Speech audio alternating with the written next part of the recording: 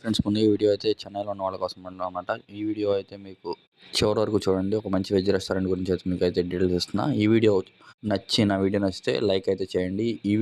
వీడియోలో ఉన్న హోటల్ వచ్చి అన్నానగర్ ఈస్ట్ చెన్నైలో ఉందన్నమాట. వీళ్ళ దగ్గర దోస, ఇడ్లీ, టిఫిన్స్, స్నాక్స్ అన్నీ ఉన్నాయి. మేమైతే ఈవినింగ్ 5 PM వెళ్ళాం.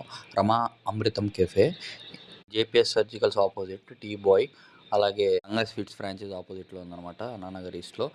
వీళ్ళ అంబియన్స్ అయితే చాలా బాగుంది. పని లేని వాడికి తిండే పని అన్నట్టు సాయంత్రం 5 అయ్యేసరికి రోజు అలా ఒక రెస్టారెంట్కి వెళ్ళడం అలవాటైంది. ముందుగా వీళ్ళ దగ్గరికి వెళ్ళి సాంబార్ ఇడ్లీ ఆర్డర్ చేసాం. వీళ్ళు సాంబార్ ఇడ్లీలో సాంబార్లో నెయ్యి వేసి ఇచ్చారు. ఆ నెయ్యి అయితే ఇప్పటిదాకా నేను చెన్నైలో ఎక్కడ చూడలేదు. వీళ్ళ దగ్గర సాంబార్ ఇడ్లీ అయితే చాలా బాగుంది. ప్రైస్ వచ్చి 60 రూపీసే వర్త్ అనిపించింది ఆ క్వాంటిటీకి. అలాగే నంచుకున్న సాంబార్లో ఇడ్లీ ముక్కని అలా తీసుకుని తింటే భలే ఉంది ఫ్రెండ్స్.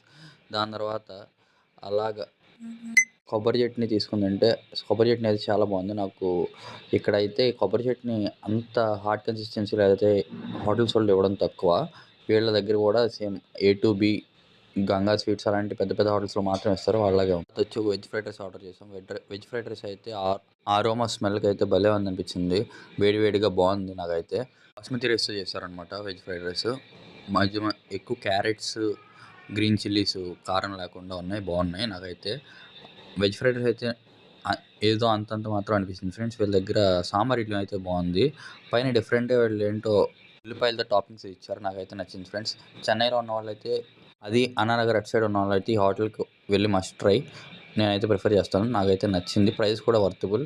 ఒక వెజ్ ఫ్రైడ్ రైస్ వచ్చి 160, సాంబార్ ఇడ్లీ వచ్చి 60 అంతే.